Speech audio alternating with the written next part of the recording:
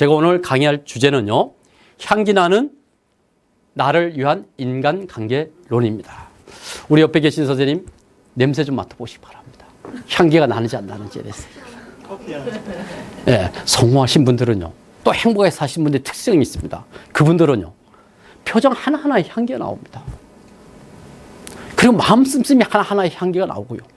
더 나아가서 행동 하나하나에 향기가 나오는 분들요. 저 산꼭대기에 있는 야생화는요, 그 자리에서 폈다 졌다는데도 불구하고 어떻습니까? 저 먼 데서부터 뭐가 날려듭니까? 그걸 향해서. 예, 벌과 나비가 향기를 쫓아가더라는 겁니다. 행복하게 사시는 분들은요, 주변에 항상 사람들이 많습니다. 왜냐하면 그분은 향기가 나기 때문에요. 그래서 멋지게 향기 나는 것은 중요합니까? 중요하지 않습니까? 그래서 오늘 이 시간에요, 1시간 반 동안 나를 향기 나는 나로 한번 만들어 가보도록 하겠습니다. 이런 멋진 분들과 1시간 반 동안 강의할 저를 한번 소개하도록 하겠습니다. 신이 주신 성공의 영감을 철학적으로 풀어서 전달하는 신영철입니다. 반갑습니다. 저는 현재 지니어스 비즈니스 플랫폼 연구소에서 박사로 근무하고 있습니다. 그리고 과거 20년 동안 저는 데일 카네기 인간관계론이라는 이 프로그램을 통해서 경기도에 처음 도입하고 경기도 14개 도시에 12,000명을 배출시켰습니다.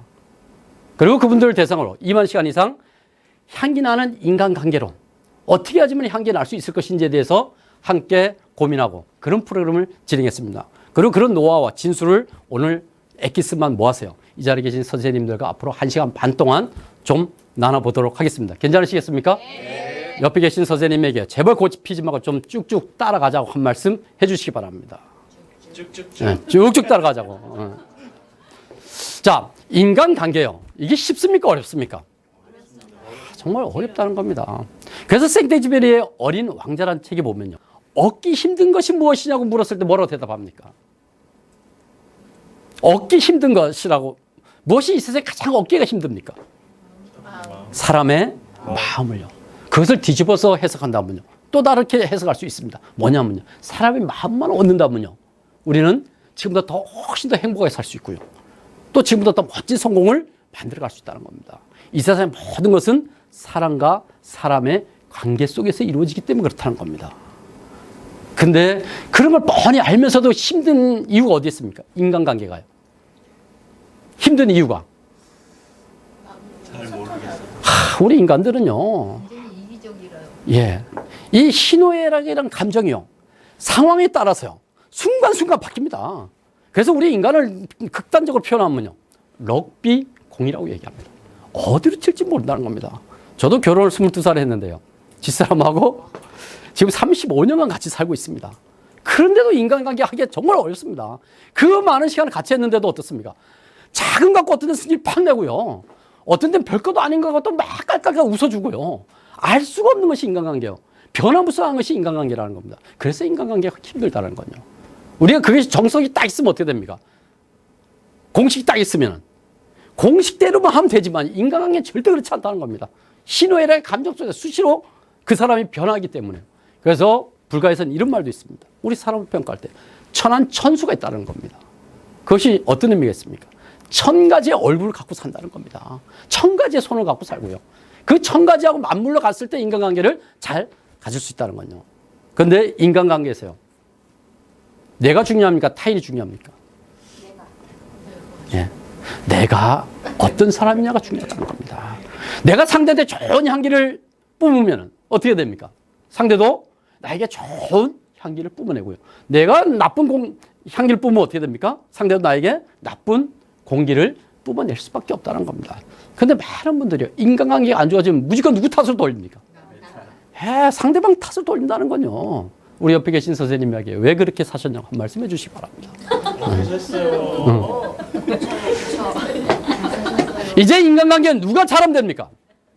나만 잘하면 되는 겁니다. 나만요. 그래서 상대방이 반응하는 건 상대방의 문제라는 겁니다. 근데 지는 제대로 못하면서요, 누구한테만 향기를 나기를 원하고 있습니까? 예, 남한테만 나기를 원하고 있기 때문에 인간관계를 가질 수가 없다는 거죠. 그래서 오늘 이 시간에요, 내가 어떻게 해야지만 향기가 날 수 있을 것인지에 대해서 함께 고민해 보도록 하겠습니다. 그래서 그 향기 나는 방법을 지금부터 말씀드릴 테니까요, 그건 원칙이기 때문에 머릿속에 외우셔야 됩니다.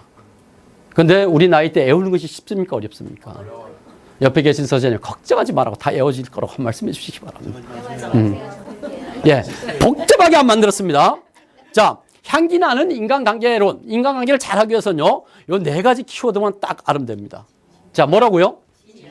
다시 한 번요. 뭐라고요? 예, 그러면 안 보고 좀 하도록 하겠습니다. 자, 뭐라고요? 우리 옆에 계신 선생님에게 어쩜 그렇게 머리가 천재적이냐고 그걸 다 외웠다고 한 말씀 해주시기 바랍니다. 다시 한번 뭐라고요? 자, 우리 이 지니어스만 알으면은 향기 나는 인간관계 되는데요. 이미 지니어스 알았습니까? 안 알았습니까? 지니어스 외웠습니까? 못 외웠습니까? 자, 인간관계는 이렇게 원칙이나 법칙을 외워서 갖고는 되지 않는다는 겁니다. 그건 하나의 지식일 뿐이라는 겁니다.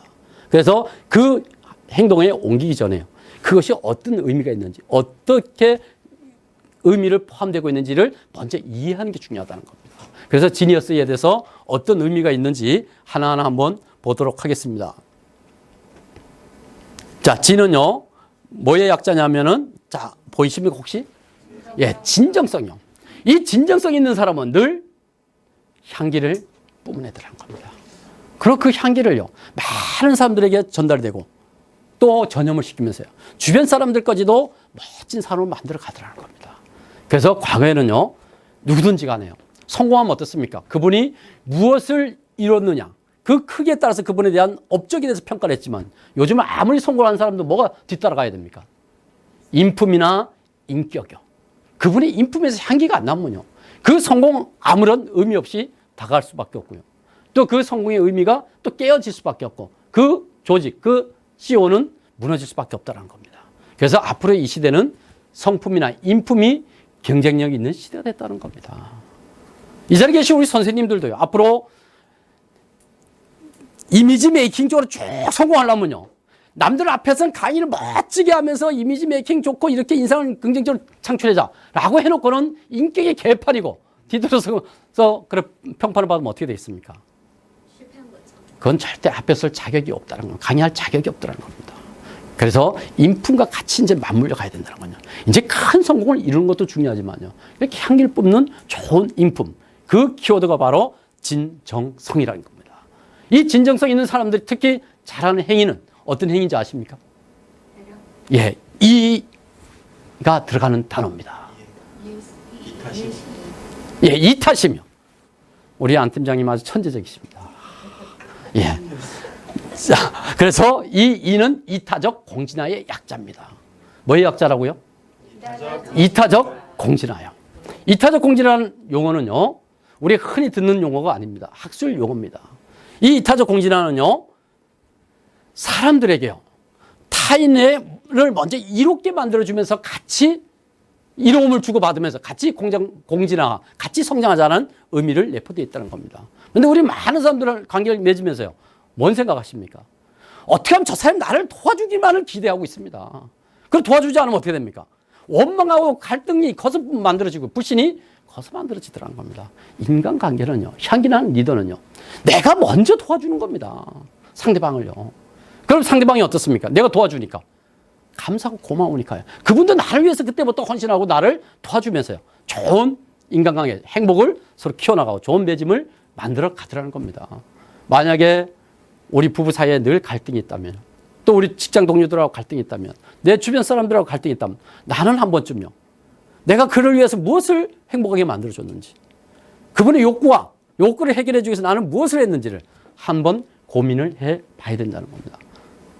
이제 우리는요, 이 자리에 계신 선생님들은, 또 이 강의를 듣는 모든 분들은요, 이제 이기심을 뛰어넘어서 이타행을 통해서 사람의 마음을 얻고요, 더 나아가서 어디 가도 향기를 뿜으면서 좋은 사람들과 관계 맺음을 확장시켜 나가고, 그런 생태계를 통해서 우리 삶을요, 지금보다 더 가치 있고 더 행복하게 만들어가는 그런 선생님들이 되셔야 된다고 저는 생각합니다. 함께 해주시겠습니까? 네. 옆에 계신 선생님에게 무슨 전생의 덕을 많이 쌓아서 이런 좋은 강의까지 들으시냐고 한 말씀씩 해주시기 바랍니다. 많이 도와주십시오. 자, 그럼 이제 이런 이타적 공진화를 하는 분들이 특히 또 잘하는 것은 어느 뭐겠습니까? 어울림? 아, 예, 할렐루야. 어울림이요. 사람들하고 하나님하고 어울림을 정말 즐기고요. 어울림과 함께 한다는 겁니다. 혼자서는 절대 이런 것을 할 수가 없다는 거죠. 그래서 늘 사람은요, 사람 속에 있을 때 가치가 있다는 겁니다. 그래서 아리스토텔레스는 뭐라고 얘기했습니까? 인간은 사회적 동물이라는 겁니다. 우리는 사람 속에 있을 때 가장 행복하고요. 사람을 통해서 우리는 무엇인가 구현하고 뭔가 삶을 멋지게 개척해 나갈 수 있다는 겁니다. 사람을 떠나서는요, 아무런 삶에 의미도 없다는 건요. 비록 왼수 같은 내 자식들, 왼수 같은 내 배우자도요, 그들이 있기 때문에 내가 존재한다는 겁니다. 그들이 없으면요, 내가 존재할 가치가 없다는 겁니다. 그래서 오늘부터요, 끊임없이 이 어울림을 잘할 수 있는 선생님들이 되신다면요, 이 어울림을 통해서 향기를 뿜어내 줄 수 있다고 저는 생각하고, 이걸 조금 이따 더 구체적으로 한번 들어가 보도록 하겠습니다. 그리고 마지막에 어울리다 보면 뭐가 생깁니까? 어울리다 보면은 스토리가 만들어집니다. 스토리요. 스토리. 어울리다 보면요, 거기서 다양한 이제 사건, 사연들이 만들어지면서 좋은 스토리가 거기서 만들어지더라는 겁니다.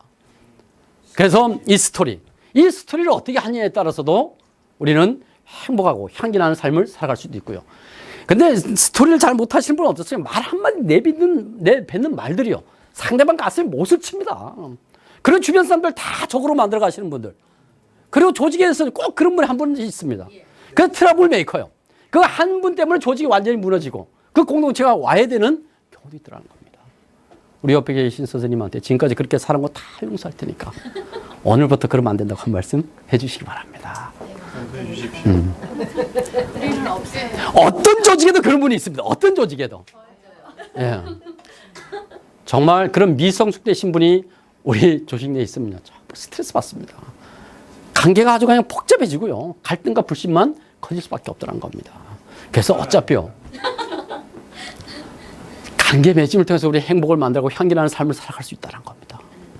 근데 그 많은 사람들과 관계 맺음도 중요하지만 현재 지금 만나고 있는 분들하고 이렇게 향기나는 삶을 만들어갈 필요가 있다는 겁니다.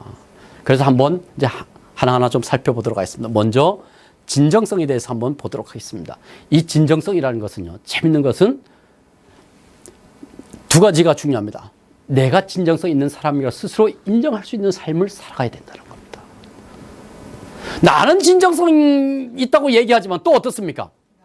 남이 봤을 때 저 사람 정말 진정성 있는 사람이야 라고 또 타인이 인정해 줘야 된다는 겁니다. 근데 제 주변에도 보면요, 내가 봤을 땐 개판으로 사람입니다. 그런 주변에서 욕도 많이 얻어먹고 진정성의 의심을 많이 받는 분들이 계시는데 그분들의 특성이 뭡니까? 나는 참 잘 살아왔다는 겁니다. 나는 자기만 잘 살아온 겁니다. 주변에서 인정을 안 해주는데도 불구하고요. 그래 버렸을 땐 그건 진정성이 아니라는 겁니다. 그래서 본인이 내가 잘 살아가기 위해서 진정성 있는 삶을 살기 위해서 어떤 것이 중요하냐면요, 그 두 가지가 있는데 첫 번째는 자기가 누구인지를 정확하게 인식하자는 겁니다. 혹시 옆에 계신 선생님끼리요, 선생님 도대체 누구십니까? 라고 질문을 한다면 어떻게 대답할 수 있습니까? 나는 수십 년 동안 57년 동안 내 이 몸뚱아리를 살아왔는데도 불구하고요, 내가 누구냐고 묻는다면 우리는 거기에 대해서 답을 쉽게 정리가 됩니까? 안 됩니까? 안 되더라는 겁니다. 우리 현실은. 왜 그렇습니까? 우리 이 눈은요, 이 육안은요, 바깥으로 떠져 있다는 겁니다. 그래서 남의 잘못된 건, 남의 안 좋은 것은 귀신같이 봅니다. 그리고 그걸 찾아내서 상대방 가슴에 빗을 꼽는 것은 너무 익숙하게 잘 하더라는 겁니다. 근데 한 번쯤요, 심한으로 자기 자신을 깊게 성찰하고요, 더 나아가 자신이 어떤 사람인지에 대해 깊게 관찰하고 더 나아가서 관조하는 삶을 사신 분들이 계십니까? 남의 삶은요, 그분의 삶이라는 겁니다. 내 삶이 중요하다는 거죠. 그래서 내가 누구인지에 대해서 깊게 관조하고 관찰하는 게 중요하다는 겁니다. 관찰했을 때는 아주 섬세하게 보고요, 또 관조는 먼 데서 나를 또 객관적으로 또 봐줘야 된다는 겁니다. 이런 것들이 잘 어우러져 사는 사람들, 이런 분들이 진정성 있는 분이고요. 진정성 있는, 내 스스로 내가 진정성 있다고 인정했을 때 가장 중요한 키워드는 자기 인식이라는 겁니다. 그래서 저는 내 강의를 듣는 모든 분들에게 좀 부탁하고 싶은 것이요, 가능하다면 종교를, 자기하고 맞는 종교를 가지시기 바랍니다. 종교의 모든 행위들은 자기를 깊게 인식하고 반성하고 성찰하는 것으로부터 시작되더라는 겁니다. 기독교에서는 뭘 많이 합니까? 기도요. 이 기도도 결국은 나를 깊게 한번 바라보는 거거든요.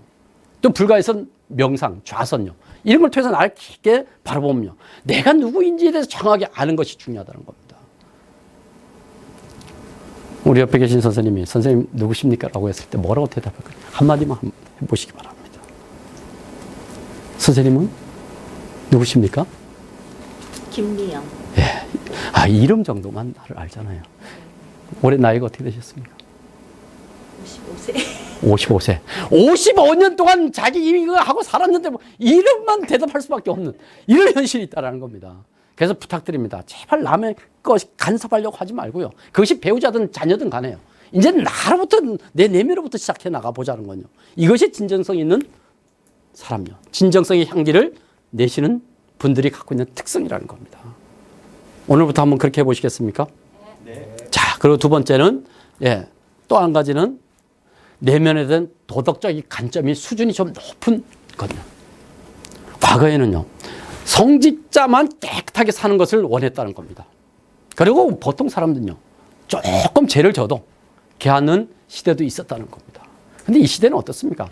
무슨 먼 일을 하든 간에 늘 자기가요, 정말 도덕이 수준이 높은 수준을 갖춰야 된다는 겁니다. 이런 걸 갖지 않고는요, 어디 가도 진정성 있는 사람으로 자기 스스로 인정할 수가 없다는 겁니다. 요즘 특히 이 키워드요, N번방이라는 이런 정말 이 사회를 무너뜨리는 이런 기준들요, 이런 문화가 왜 만들어졌습니까? 우리 모두가요, 내면에 대한 도덕적인 관점이나 기준이 없기 때문에 그렇다는 겁니다. 대한민국이 무슨 공화국입니까? 우리 대한민국을 갖고 요즘 애인 공화국이라고 부릅니다. 기혼자들이 지금 애인이 없으면 막 바보 취급받는 이런 시대에 우리는 원치 않든 살고 있다는 겁니다. 왜 이렇게 정말 도덕적인 것이 문란하게 돼 있냐면요, 우리 국민들 모두가 다, 아니면 나부터도요, 이런 도덕적인 관점이, 수준 높은 관점이 없기 때문에 그렇다는 겁니다. 있다 하더라도 낮은 도덕적인 수준의 관점을 갖고 있다는 겁니다. 이 낮은 도덕적 관점의 수준은 어떤 것들이 있습니까? 콜버그라는 이 심리학자에 의하면요, 이 낮은 도덕적인 수준의 관점은요, 어린 아이들이 하는 거죠. 혼나기 싫어서 억지로 하는 것들, 아니면 남들한테 인정받고 싶어서 어쩔 수 없이 하는 것, 이런 것들은 낮은 도덕 관점이라는 겁니다.